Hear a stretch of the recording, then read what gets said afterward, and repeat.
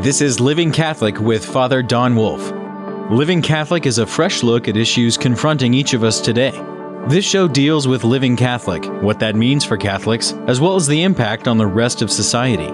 You certainly don't have to be Catholic to enjoy this show. And now your host, Father Don Wolf. Welcome, Oklahoma, to Living Catholic. I'm Father Don Wolf, pastor of Sacred Heart Parish and rector of the Shrine of Blessed Stanley Rother. One of the striking facts of our civilization is that we are blind to what is most common to us. Perhaps that is a characteristic of all civilizations, but it certainly is true for us in our world right now. We often don't see what's right in front of us because it is right in front of us. In most cases, that's unremarkable. After all, why would you notice the normal and the everyday? It's just what's there for you all the time. Without being too mundane, dairy farmers work with cows every day, and they seldom pause to think much about the intricacies of domesticated livestock. Librarians seldom consider the miracle of books, and a carpenter doesn't usually pause to regard the usefulness of wood. We've all seen this played out in our own circumstances.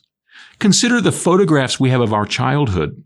How many of us have pictures of us when we were playing outside in the yard, or when we were at the kitchen table having breakfast, or just at the moment when we left the house when the school bus arrived? All those moments were too mundane, too normal and ordinary to pay attention to. Certainly, we didn't think anyone would want a picture of something so quotidian. And yet, after 50 years, I'd love to have a picture of one of those moments and give 10 of the posed formal pictures I have for each one of those others. But we don't have them. Here's a thought experiment in these matters.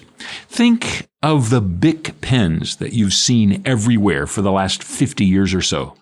They are the definition of the word ubiquitous. If you're not familiar with that word, it means the characteristic of being everywhere, especially of being everywhere all at once. Bic pens are certainly that. From junior high to graduate school, from desk drawers to bus stations, those writing instruments are everywhere. Think about how you run into those Bic pens. They're lying about, ready to pick up and use, whether you're filling out a crossword puzzle, signing a check, or making a note. Since they're everywhere, all you generally have to do is open a drawer or look around on a desk and you'll find one. And lately, since you can get them by the score, you're likely to open a drawer and see 10 at once. It's certainly different than trying to find a fountain pen, for example, seeing whether it has ink available, getting the ink to flow, and then caring for it once your writing is done. Whether it be a 15 pages of a letter to the president or notes about a pasta recipe, these cheap pens make the whole experience of writing different. Contrast them to how things used to be. The other day, I went to the office supply store looking for a refill for my fountain pen. On my 40th anniversary of ordination, a friend of mine gave me a set of fountain pens and a travel diary. It was a nice gift. Something I'd never really thought about or paid attention to before. I liked it, writing with a fountain pen. But it got me thinking. Over the course of our civilization, most writing has been done in this admittedly simple way. The capillary flow of ink from the reservoir to the nib of the pen is how ink has been put on paper for a couple of thousand years. So when I sit down with my metal fountain pen, I'm re-engaging the technology that was operative up to about 80 years ago. But now, with the invention of the ballpoint pen, we're the inheritors of a new technology that operates in a different way, more sophisticated and resilient. It's better. But spend a moment looking at that cheap, ubiquitous pen. Especially look at the ballpoint that makes it work. It's really tiny. It rotates as you drag it across the paper so that the ink runs across it, the ballpoint, and onto the line that you've traveled on the paper surface. It's more or less the same capillary action of the ink following the conductive surface of a fountain pen, but it's more regular and more contained, and therefore much more controllable than the nib of a fountain pen. But imagine the precision involved in order to get such a tiny ball to fit onto the head of the pen and to get it to work, to keep the ink flowing, to make it robust enough to survive the jostles and carelessness we afford them, and to make all this happen so that they're cheap enough to buy by the bushel load. What kind of industry can create all this? We almost never think about it. Plus, we don't have to worry about the ink leaching out along the nib or the pen leaking as we use it or any of the other accidents waiting to happen when you carry a fountain pen around to do your regular writing business. How many jokes have there been proffered on TV or in the movies having to do with a leaking pen? At this point in our world, we'd have to let a young person know how it is that a pen could leak in order for them to understand what they're seeing on the screen. Convenient? Yeah. Ready at hand? Absolutely. Leak-proof? Mostly. What's not to like about a Bic pen, especially compared to a fountain pen? Think also of the machinery involved in creating such precision. If a person had all the specs and all of the exact descriptions of how to make a Bic pen and decided he wanted to create one for himself, made by himself, what would it cost? Just figuring out how to make the machine that could create the ballpoint, much less the joint into which that ball fits, as well as the chemical composition of the ink that would be permanent and flowable enough, that would be the work of a gigantic imagination and intricate technical skills. Getting it all in one place for one pen could cost, I'm guessing, $1 million, maybe more, and all for one pen. But once the machinery's in place, it appears it's possible to create not just one pen, but hundreds and hundreds of thousands. Make the right kind of machine, and a pen that costs $1 million to make one of can be produced so that 30 can be sold for $2 and earn a profit. It's the amazing part of our world. Just the other day, when we were about to begin our campaign for our annual appeal, the Stewardship Office of the Archdiocese sent us 500 pens to use for filling out the pledge cards. No one thought it odd that we would come up with 1,000 pens to be used once or twice to fill out 5 lines on a piece of paper. And remember, they sent pens to every parish in which the cards were to be filled out, which adds up to thousands upon thousands. It was a reasonable and justifiable expense, especially since it didn't cost that much at all. A Bic pen cost what? A dime? A nickel? Would you feel funny paying for one at all? One of the results of this industrial potlack is that, at least when it comes to pens, we value them hardly at all. If I had one of those fountain pens that cost $100, I'd pay attention to where I left it. Certainly, I'd be careful to lay it aside or guard it in a drawer when I got home and took it out of my suit pocket. But a Bic? I'd be likely to leave it wherever I found it. In fact, when I arrived at Sacred Heart 2 years ago, I found a pen in the desk that was about 1/4 used. I took to writing in my journal with it. Over the course of 6 months or so, I used up the entire thing. There was a kind of finality, a sort of sense of accomplishment that I had actually used up a Bic pen. To tell the truth, in the nearly 60 years of using a pen like that, it was the first time I had actually run one out of ink and thrown it away, used up. They are of so little value, so little worth, that to pay attention to keeping it or to making sure I have it with me is of minuscule concern. It means almost nothing to me. Why would it? And yet, in all this largesse, we hardly even notice they exist at all. What would a Bic penless world look like? None of us has spent a minute contemplating such a thing because it has never occurred to us to ask the question. We don't regard them as valuable. It's only natural we don't regard them as important. We'd get along without them, certainly. After all, the world got along without them for countless generations. But life would look different. The first difference would be that we'd notice. We'd notice there weren't pens lying around for us to use. The ubiquity of a writing instrument so cheap no one thinks about them at all would evaporate. After a while, we'd begin to understand what it's like not to have a ready supply of writing technology around. But it would take their disappearance to begin to think of them at all. In the societal realm, I guess we could call such presumptions on our part privilege. We live at a time in which this technology is at our beck and call. It's of no consequence to find a pen to write with, and of no consequence to use another's pen, or take the pen we find, or throw it away, or as we pick up another. We're blind to the value of such an artifact, just as we're blind to any concern about not having it. Were someone attempting to call our attention to cheap pens, we'd wonder why they'd made such a big deal of it. Certainly, we'd have to put our imagination into gear in order to fantasize about a world in which such a thing didn't exist. It's just not a thing for us. It is so firmly lodged in the landscape of our experience, we can't see it as a distinct thing. Cheap pens and their startling precision are simply here for us. I admit, it's hard to think of having pens by the carload as some kind of privilege or some sort of great advantage. After all, who really cares how inexpensive they are and what a world without ridiculously cheap writing instruments would be like? Would any of us have a changed life if a pen cost $5 instead of 5 cents? Nobody's accusing us of enjoying a different kind of life, of achieving some sort of special entree into the goodness of the world because of these tools lying around. It's hard to imagine our place in the world being ratcheted up so that we can climb into the promise of goodness by stepping on rungs made of cheap pens. At the same time, that's the focus of privilege. We never have to think about it. It never crosses our mind because they're always there. These pens are part of what our world looks like. Why would we notice what not having them might look like? And this is kind of a parable about the other aspects of life we enjoy. If you have robust good health, it's likely you've never thought really about being sick.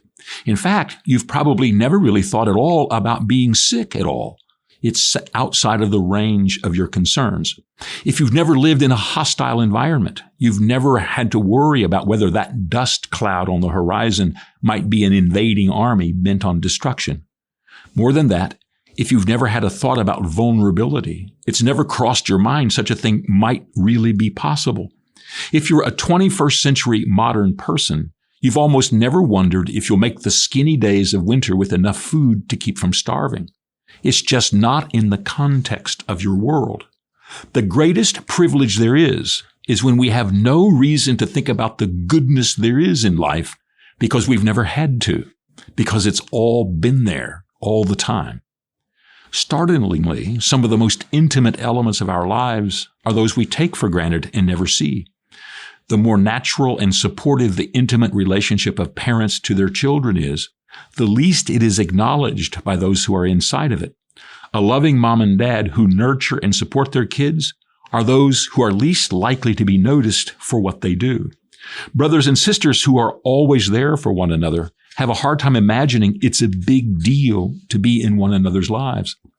Even corporations and businesses that work to sustain their employees are seldom recognized by their employees as anything special. The more present, the more expected any aspect of a society or a relationship is, the least noticed it is. True, having a cheap pen is of almost no consequence compared to good health and continental security and food supply. It's as nothing. But when we have all of them as part of the life we live, we don't notice that we have them at all. We are completely blind to what these things are and how they are because we don't know that they are. That's the greatest privilege there is. At the beginning of my freshman year in college, 50 years ago, the world was running out of, get this, paper clips. Suddenly, in September of that year, it became impossible to find paper clips anywhere. The folks who made them were having a hard time getting the special material in order to fabricate them.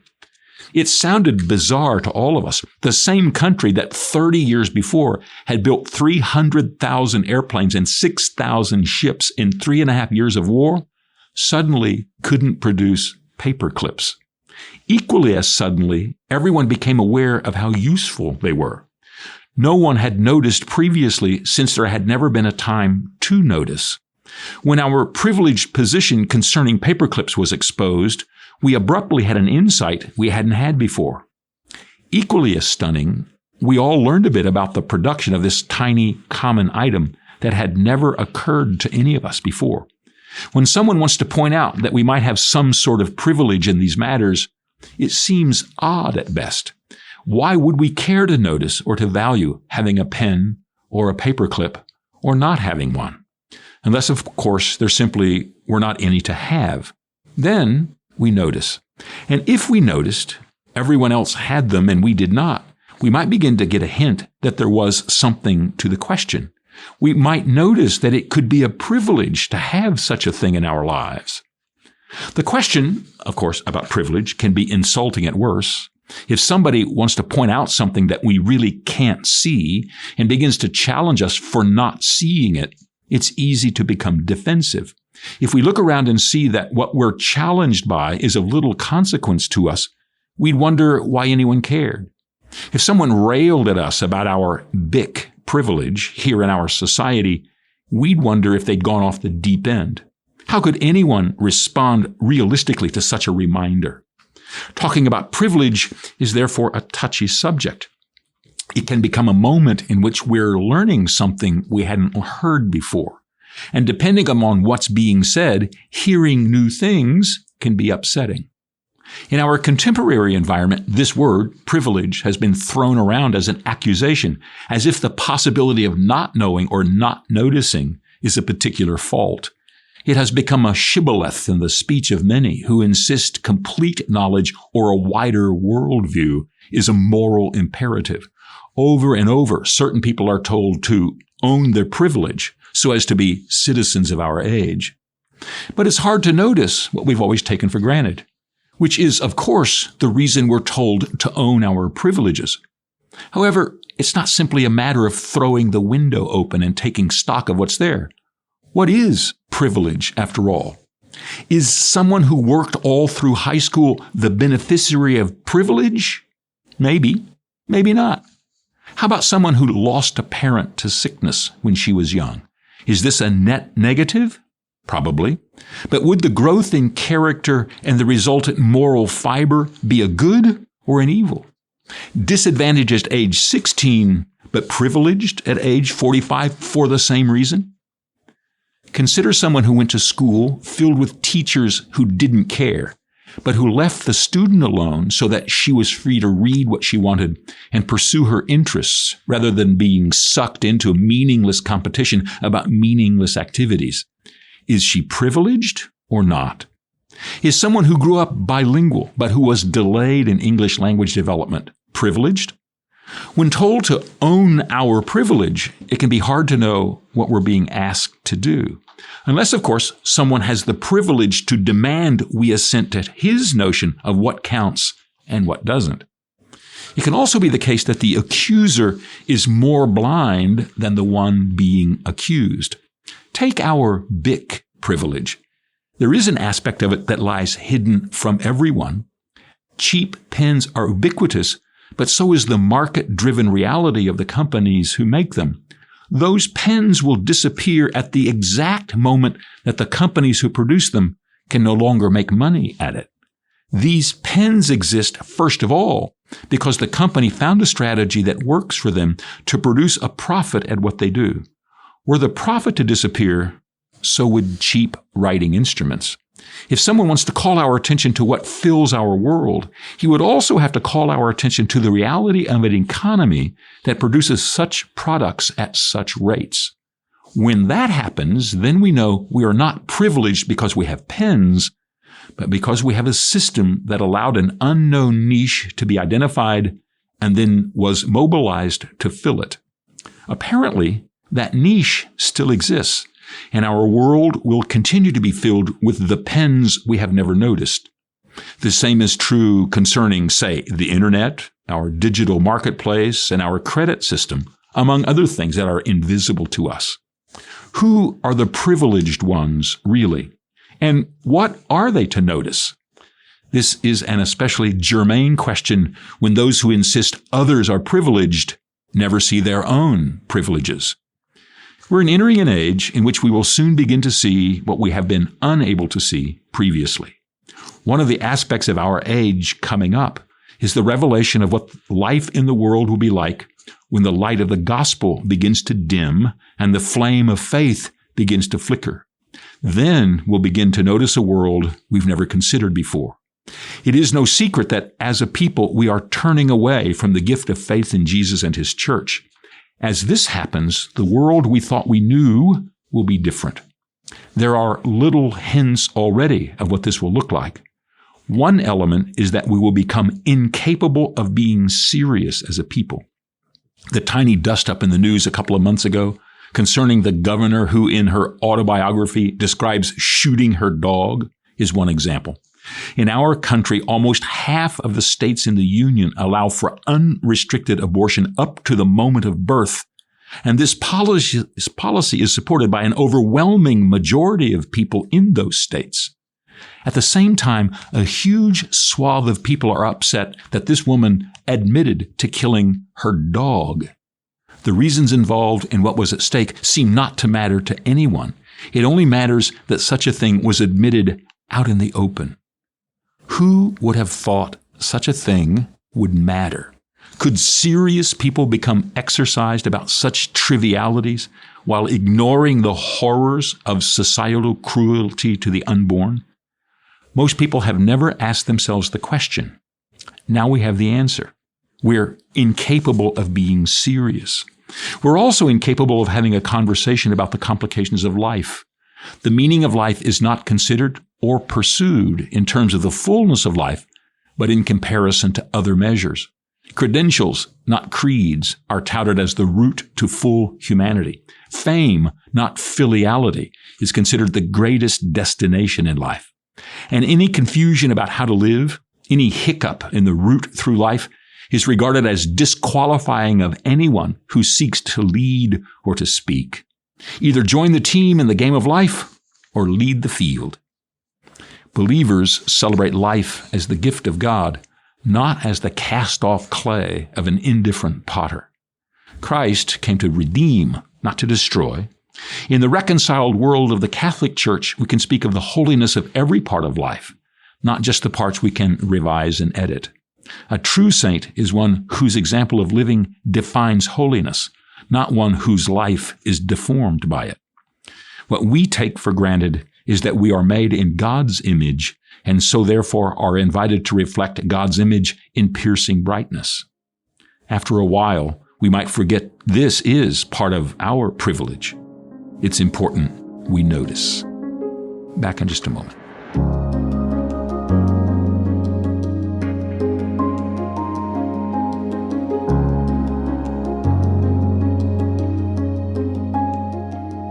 Welcome back to our final segment, Faith in Verse. We have a poem today called, It's No Pain to Grow Older.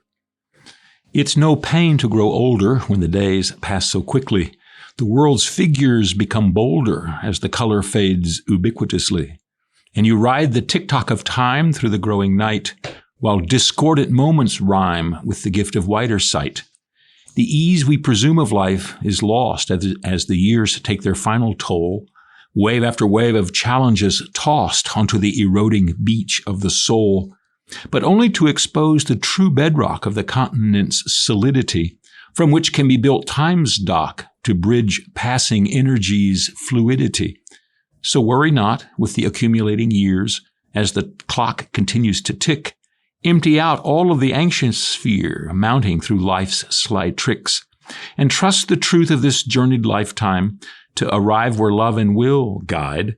Whether upward or downward in your climb, you'll walk the years side by side with the one who loves from the beginning and founded creation thus so, and will see you through the sum of sinning to bring you into heaven's glow.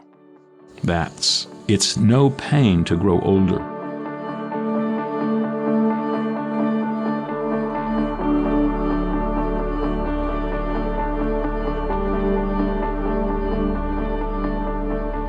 Living Catholic is the opportunity to encounter Christ in our lives, the fullness of life offered through the church about Him. I hope that you can join us in the weeks to come. Living Catholic is a production of Oklahoma Catholic Radio. To learn more, visit okcr.org.